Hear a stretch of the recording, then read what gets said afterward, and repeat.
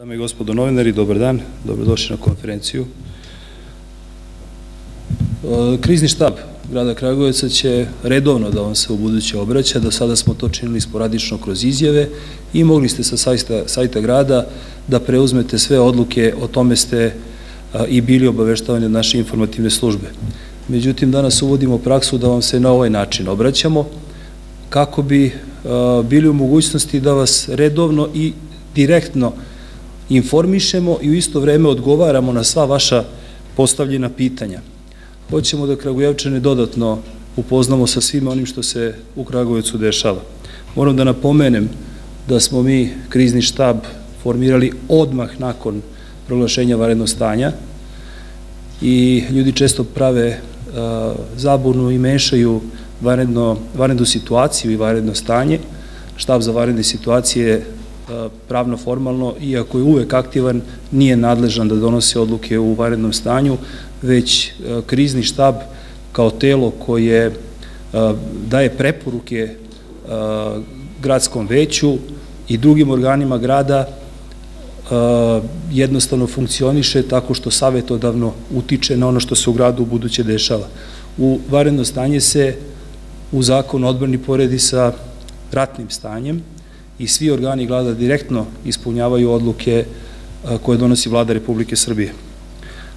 U skladu sa svime i ja sam kao gradonačelnik iskoristio član 51 statuta grada i mnoge odluke doneo koje su iz nadležnosti Skupštine grada Kragujevca, koje u slučaju elementarne nepogode kakva zaraza jeste ili ratnog stanja ne može da zaseda. U tom slučaju se ovlašćenja prenose na gradonačelnika, s tim što Skupština na prvoj svojoj narednoj sednici mora da potvrdi sve odluke koje je gradonačelnik doneo.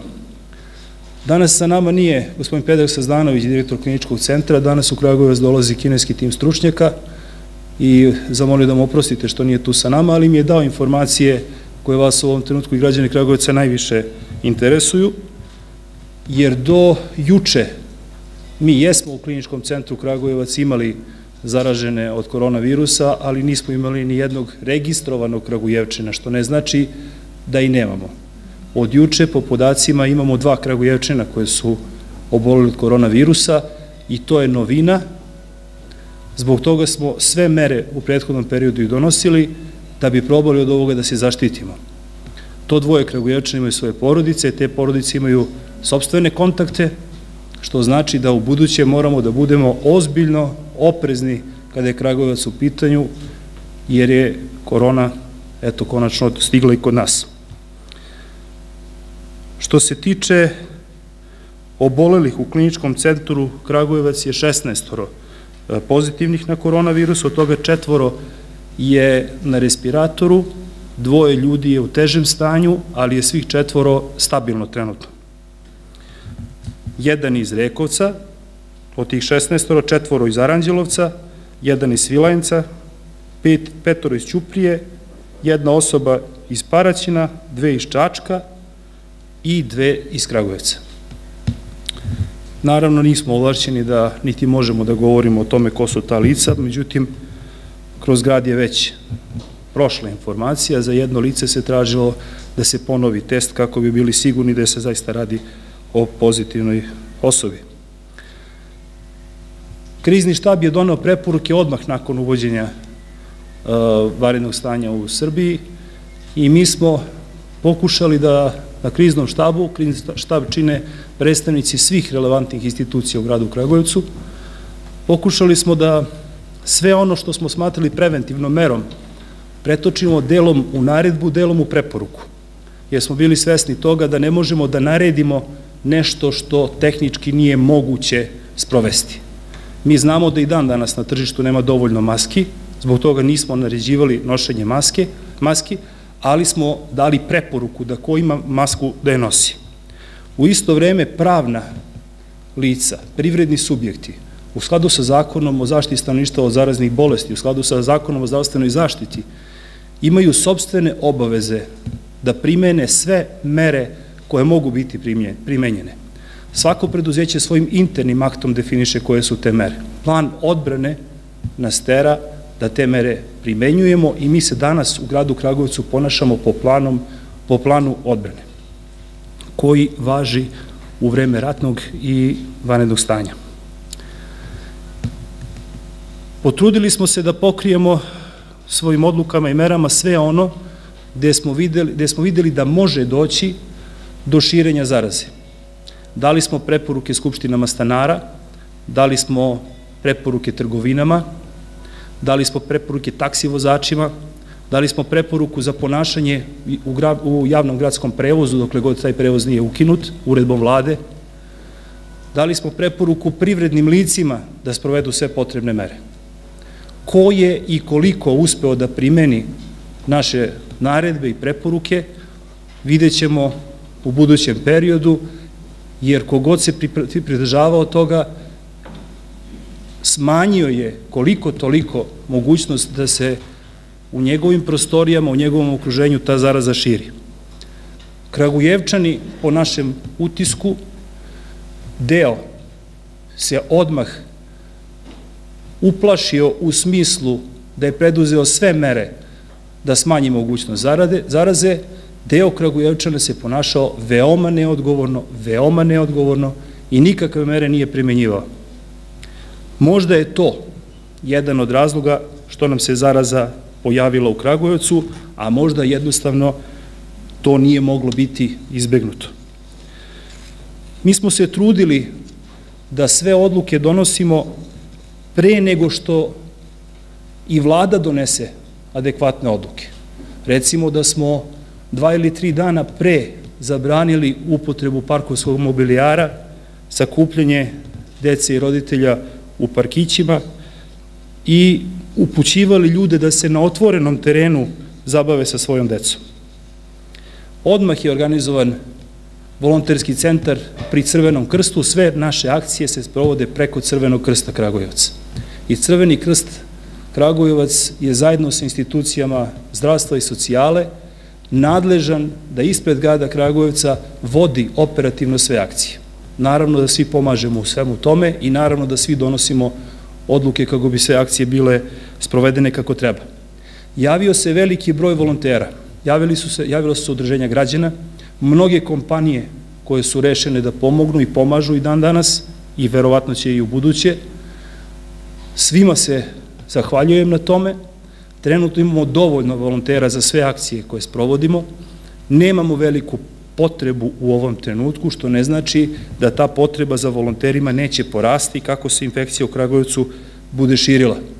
Jer trenutno imamo penzionere koji su u kućnoj izolaciji, imamo zabranu izlaska iz stanova i kuća, svi su se oni uglavnom sami za sebe snašli. Naš Crveni krst na dnevnom nivou između 20 i 30 kupovina za te penzionere izvrši, međutim kako se porodice budu povlačile u samoizolaciju zbog oboljevanja, tako ćemo imati potrebu za više volontera, očekujemo da će da raste broj onih kojima će takva vrsta usluge biti potrebna.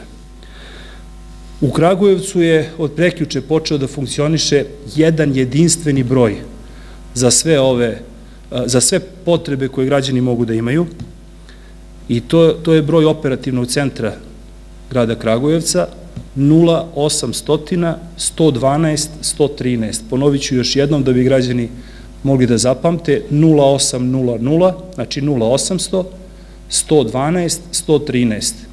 To je broj telefona na koji kada pozovete sve je besplatno, ne naplaćuje se i dalje vas telefonska sekretarica daje vam instrukcije i daje vam uputstva koje tastere treba da pritiskate da bi dobili određenu vrstu usluge. Tako je, ukoliko ste imali kontakt sa zaraženom osobom i došli iz inostranstva, trebaju vam saveti koji ćete da se prijavite, birate broj 1, lekarski saveti su na broju 2, na broju 3 su saveti Centra za mentalno zdravlje, broj 4 je dostava lekova na kućnu adresu, bez obzira na to da li imate sledovanje lekova u skladu sa ranije izdatim receptima ili želite da kupite neki lek, niste u mogućnosti da napustite kuću, slobodno pritisnite broj 4, javit će vam se apotekarska ustanova i dalje sa poštom ili sa Crvenim krstom organizovati dostavu lekova. Moram da napomenem, pošto mnogi penzioneri pitaju, imali smo zabune na početku, da li se dostava hrane naplaćuje ili ne, sve se naplaćuje. sve se naplaćuje. Crveni krst, nakon što primi porudžbinu, sa trgovcima stupi u kontakt, trgovci pripreme naručeni paketić, izdaju fiskalni račun, volonter iz Crvenog krsta dođe sa novcem, plati taj račun, odnese penzioneru paketić, penzioner na osnovu takvog fiskalnog računa plati robu i nema potrebe da novac daje unapred. To se ispostavilo kao jako dobar sistem i sve nam funkcioniše savršeno. Bilo je poziva da li su ti paketi besplatni ili nisu, da li su lekovi koji dobijaju besplatni ili nisu. Ukoliko se kupuju lekovi, morat će da ih plate kad im se donesu na kućnu adresu. Ukoliko su na recept, naravno da će biti bez plaćanja. Takođe, za pomoć oko plaćanja komunalnih usluga, podsjetiću da je grad doneo odluku da za vreme trajanja vanredne situacije i mesec dana nakon toga ne ide kamata na zaostala plaćanja. Neće ići kamata i na dug koji postoji u trenutku donošenja odluke o proglašenju vanrednog stanja, niti će kamata da ide na novo nastale obaveze. Znači, ne morate da žurite sa plaćanjem računa, možete ga platiti nakon što se ovo prođe, kad budete bili u mogućnosti da izađete iz kuće, ali ne zaboravite da niko nije obustavio naplatu usluga za vreme trajanja vanrednog stanja. Znači, vi trenutno trošite i vodu, i struju, i grejanje i to ćete morati da platite. Znači, nema obustave naplate, već se samo dozvoljava da bude plaćeno kasnije. Ukoliko neko želi da bude volonter, nije znao kome da se obrati, na ovom broju takođe može da dobije informacije o tome kako da postane volonter, na ovom broju može da odabere opciju koja se tiče volontera. Ukoliko bilo koji građanin ima neki drugi vid problema za koji mu je potrebna pomoć, recimo da je penzioneru procureo bojler ili ima neki drugi problem, neka izabere kontakt sa operaterom, operater će da se potrudi, uzet će sve potrebne informacije i potrudit će se da nađe podršku i ključ za rešenje tog njegovog problema. Znači, jedan jedinstveni call centar odakle se pozivi preusmeravaju u nadležnu instituciju. I to smo uspeli da, zahvaljujući Telekomu, uradimo jako brzo i zahvaljujem se ljudima iz Telekoma na ovoj usluzi. Što se tiče komunalnih usluga, javno-stambeno preduzeće koje vrši naplatu za grejanje, čistoću, napravilo je sistem da ide od vrata do vrata i da sa post terminalima vrši naplatu. Oni razrađuju taj sistem, još uvek nemam informaciju da je u potpunosti profunkcionisao, a probat ćemo da stupimo u kontakt sa Telekomom, SBB-om i EPS-om, Srbijagasom, kako bi videli sa njima da li možemo ovu uslugu da obezbedimo i za njih. Ovde pričam samo o gradskim komunalnim uslugama za sada. Usledile su, nakon proglašenja, odluke koje su dan za danom utezale sistem. Narod nije bio spreman u Kragujevcu na sprovođenje teških mera odjednom, već smo fazno primenjivali skraćivanje vremena rada trgovinskih objekata, ugostiteljskih objekata. Danas je tako kako jeste na teritoriji cele Srbije, niko tu više nije restriktivniji nego što su drugi. Kada je u nedelju ujutru bila akcija u okviru koje su penzioneri mogli da izađu u trgovine, bili smo potpuno organizovani zajedno sa policijskom upravom grada Kragujevca, zajedno je Crveni krst, zajedno sa Centrom za vanredne situacije. Organizovali smo se i pružili pomoć penzionerima, delili maske i rukavice, svi su imali uslugu, održavali smo red u svim trgovinama koje su radile u tom trenutku. Ideja je da ukoliko bude u buduće problema sa održavanjem reda u trgovinama, angažujemo i aktiviramo dovoljan broj volontera koji će zajedno sa policijom taj red uspostavljati. Međutim, ono što smo primetili do sada, to je da su građani Kragujevca veoma disciplinovani, da se redovi poštuju u poštama, bankama, na naplatnim mestima, u trgovinama i to je jako dobro i pozitivno, svaka čast na tome. Što se tiče zaštitnih sredstava, u apoteci je, u državnim apotekama je bilo dovoljno dezinfekcionih sredstava sve ovo vreme, nije bilo nestašice ni u jednom trenutku, osim kada su se ispraznili rafovi pa iz magacina moralo da se dopuni, to je isto ono što se desilo i sa trgovinama. Znači, trgovine nikada nisu ostale bez dovoljne količine robe, jednostavno su ljudi odjednom kupili magacine i nisu stigli da popune prazninu.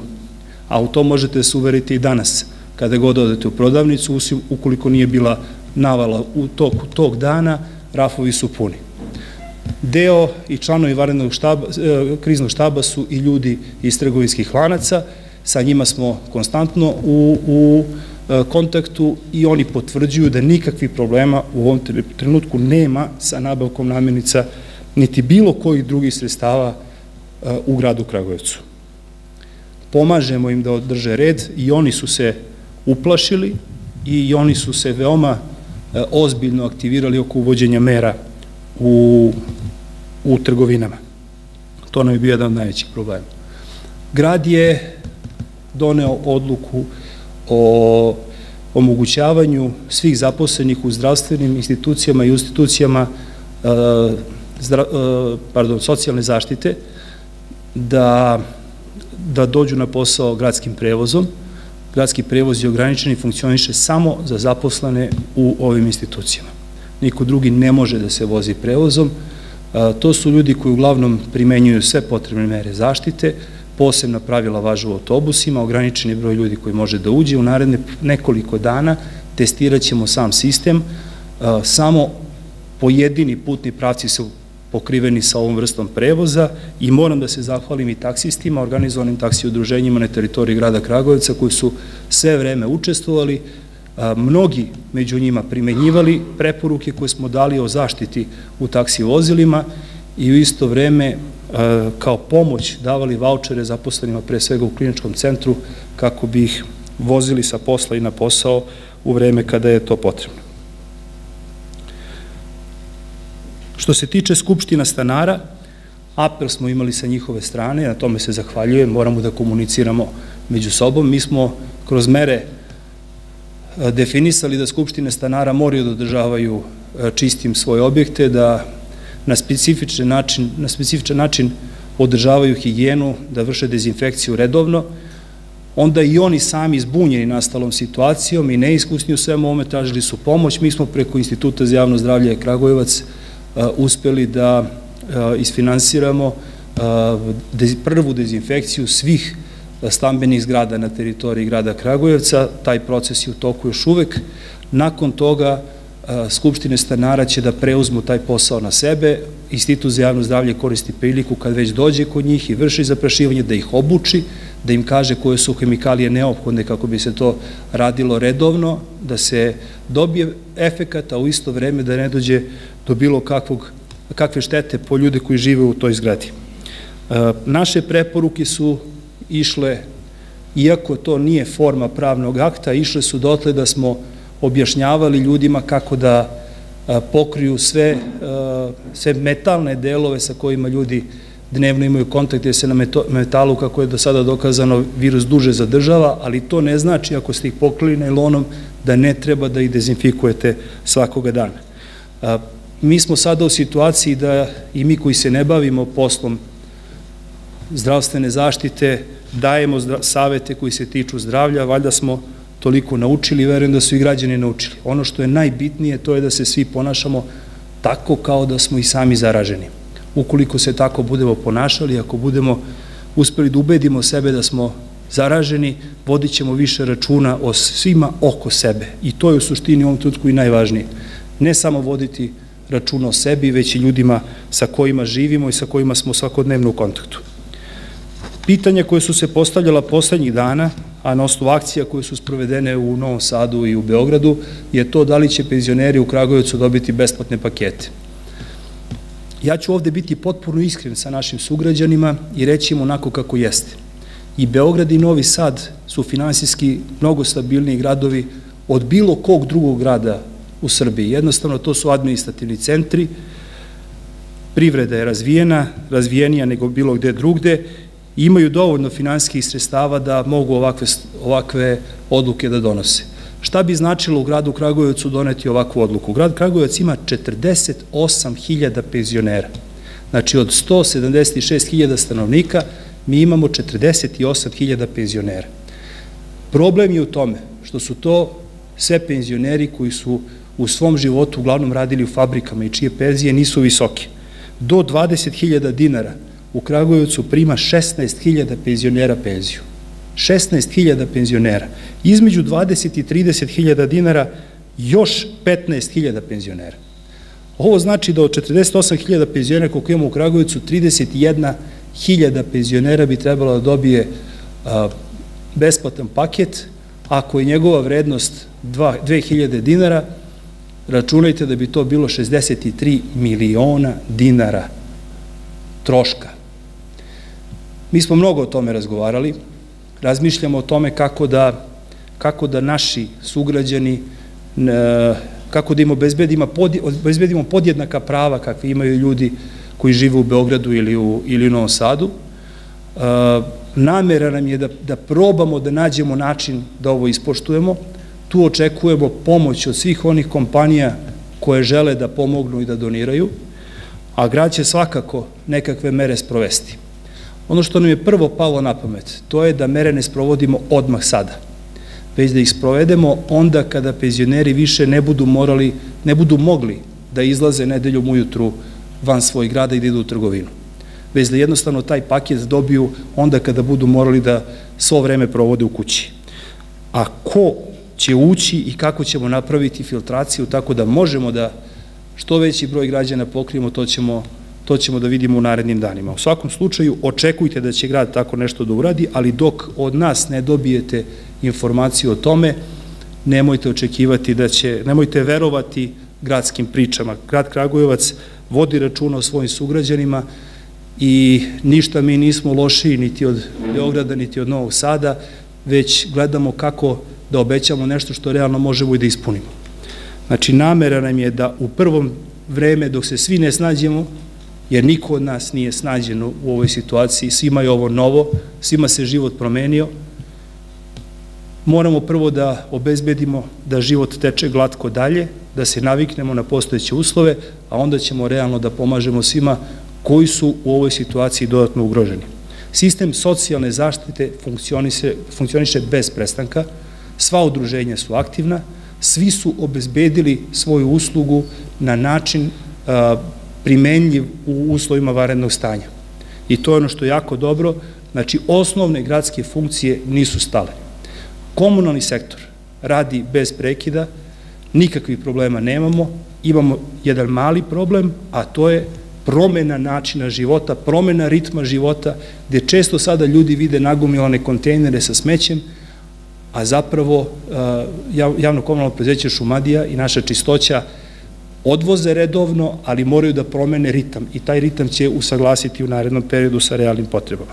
O svemu ovome što ja sada govorim, ja sam samo ukratko, govorit će vam i predstavnici institucija koji su danas sa nama, tu su predstavnici i Doma zdravlja, i javno komunalno preduzeće Šumadija, Instituta za javno zdravlje, Crvenog krsta. Kažem opet, izvinjava se direktor kliničkog centra što nije mogao da dođe, mnogo važno danas sa kineskim timom bude u kliničkom centru kako bi sproveli sve mere. Ono što je meni prenešeno, to je da je klinički centar apsolutno spreman za bilo kakvu reakciju u ovom trenutku. Što se tiče potencijalnog širenja kapaciteta, odnosno smeštaja za obolele sa lakšim simptomima, mi smo sa vojskom o tome već razgovarali, ponudili smo sve hale koje grad ima na raspolaganju, ovde pričamo o hali Jezero, o košarkaškoj dvorani Goca Bogovića u Velikom parku i pričamo o sajmištu. Naravno, oni će razmotriti kapacitete, vidjet će šta je to što mogu da, što je zapravo što pokazuje potreba za naredni period i moguće je da će i od određenih privatnih kompanija koje mogu lako da isprazne svoje proizvodne hale tražiti prostor za smeštaj za nove krevete i leževe.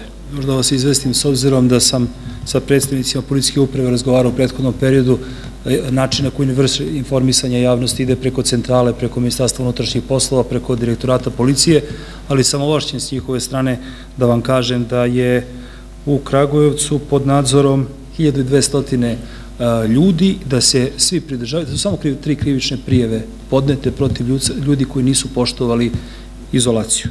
To znači u Kragujevcu i telefonom i odlaskom na lice mesta policija vrši kontrolu toga da li su ljudi koji su prethodni period proveli u inostranstvu kod kuće.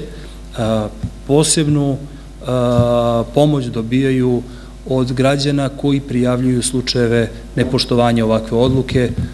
Komšije vode računa o svom komšiluku, ako taj komšija jedan ne vodi, pa najčešće komšije prijavljuju. Ja zaista pozivam ovaj put građane da gde god primete da neko krši izolaciju, da to prijave, jer dovodi u ozbiljno pitanje zdravlje svih nas, ne samo svoje. Što se tiče jedne posebne stvari, hteo sam da vam kažem da je kompanija Raffles City, kompanija u vlasništvu kineskih lica koja funkcioniše ovde u Kragujevcu, donirala gradu Kragujevcu 50.000 maski. Taj paket je iz Šangaja stigao zajedno sa paketom državne pomoći i uključen je u ukupnu državnu pomoć koju je država dobila od Kine, i te maske sukcesivno dolaze do grada Kragujevca i služe najpre za očuvanje javnog sistema u gradu Kragujevcu. Delimo ih na dnevnom nivou, pokrivaju potrebe volontera Crvenog krsta, radnika u javno-komunalnim preduzećima koji obavljaju svoju delatnost, radnika u zdravstvenoj i socijalnoj zaštiti delom. Tako da zdravstvo je poseban sistem, oni imaju svoj način na koji dobijaju maske. Što se tiče trgovina, od danas će u apotekama da se nađe prva količina maski u prodaji. Oko 1000 komada se nalazi u svakoj apoteci i svaka 2-3 dana će stizati nova količina. Doneli smo odluku da jedno lice ne može da kupi više od 3 maske, da ne bi došlo do zloupotrebe, i u isto vreme da dozvolimo svima da mogu da je kupe. Maske nisu skupe, kao ni rukavice. Rukavica je sve vreme bilo u trgovinama kao i dezinfekcionih sredstava. Znači, svaki građanin Kragujevca, on ili neko ko može da mu pomogne oko toga, može da ode do apoteke i da kupi masku, a mi ćemo iz količine koju smo dobili iz donacija da se trudimo da, pored toga što ćemo sa njima da obavljamo volontersku službu i da zaštitimo ljude koji svaki dan brinu o tome da grad funkcioniše, sve viškove ćemo raspodeliti na najugroženije kategorije. Kada ih budemo imali, još uvek tih viškova nemamo, jer nam se sukcesivno kroz državni sistem te maske dodeljuju, i ideja je u tome da te maske traju sve vreme trajanja vanrednog stanja. Znači, ne možemo odjednom da upotrebimo svih 50.000 komada. Ne treba ih nagomilavati, kao ni brašno, jednostavno biće ih, trebalo je samo da stigne prvi paket iz Kine, jer se tamo najviše maski proizvode. U isto vreme bi se zahvalio svim malim kompanijama u Kragujevcu i nekim malo većim, koje su počele sa šićem, sa šivenjem i sa proizvodnjom maski. One nisu tog kvaliteta kao maske koje koristi medicinsko osoblje i koje možete naći u prodaji, ali mogu da posluže koliko god da vam pruže zaštitu, bolje nego da nemate ništa preko usta i preko nosa. Kompanija Milanović inženjering, odnosno Maim grupa, je počela sa proizvodnjom dezinfekcionih sredstava juče. Oni su osvojili proizvodnju i u kontaktu smo sa njima. Grad će imati dovoljno dezinfekcionih sredstava za ulice, za trgove, za trotoare, za skupštine stanara, za dezinfekciju javnih objekata iz grada, tako da ne moramo ni toga da se plašimo. Mislim da je to jako dobra vest za grad Kragujevac. Eto, mi smo za sada toliko, naravno svima se zahvaljujem, apsolutno svima, u ime građana Kragujevca, kogod je, i oprostite ako sam nekoga propustio da pomenem, kogod je želeo da pomogne, pomogao onako kako je mogao i hvala mu na tome, i ko u buduće želi da pomogne, neka se javi, slobodno može da se javi i na kontakt telefon koji smo ostavili 0800 112 113, operator će da ga, ili Crveni krst će da ga upute gde i na kako, na koji način da ostvari svoju donaciju. Mi najbolje znamo kome je pomoć u ovom trenutku najviše potrebna.